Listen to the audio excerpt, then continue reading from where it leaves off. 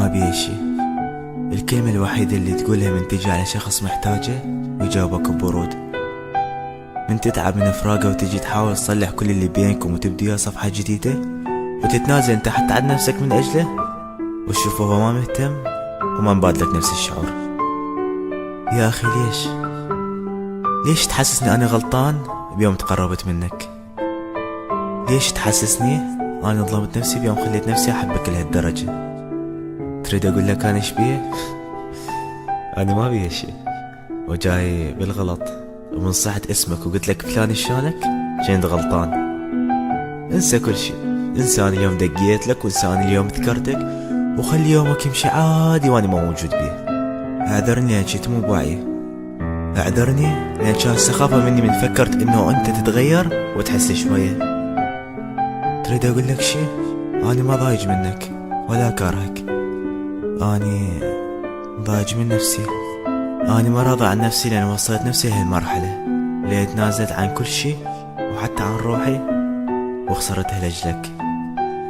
اني اللي عودت نفسي اسمع صوتك، اني اللي عودت نفسي ادقق واهتم بكل تفاصيل حياتك، اني اللي تعودت اتنفس صوتك وانام واقعد واشتغل وكل شي اسوي بيومي واني احكي وياك.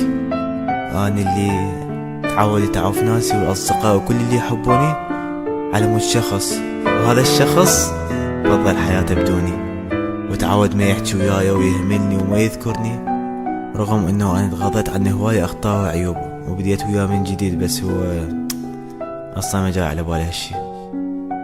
اني غلطان لان كنت اعرف حيجي اليوم، وكنت اعرف اني مجرد دواء بوقت ما تحتاجني تجيني، وبيوم اللي ترتاح وملتي بحياتك تنساني وما تذكرني وما تقول فلان شو دي يسوي هسه وليش ما اسأل عنه. فلان اللي كل ما احتاجه القاه، وكل ما احتاج شخص يسمعني اروح له واطلع لي بقلبه ومن ارتاح اعوفه. على فكرة ماكو شخص ما يتعوض، عادي اضوج اتأذى اشتاق كم يوم بس صدق وراح القى الشخص اللي يعوض. وراح انت اللي تتأذى، تدري ليش؟ لان كل واحد بينا ما يحس بالنعمة الا يفقدها، لان كل واحد بينا يرد اللي مو له ومن يصير ملكه يهمله. بس لا تجيني بيوم اللي تحس نفسك محتاجني، وانا اوعدك راح يجي هذا اليوم وراح تتمنى لو مستمر وياي ومعايفني.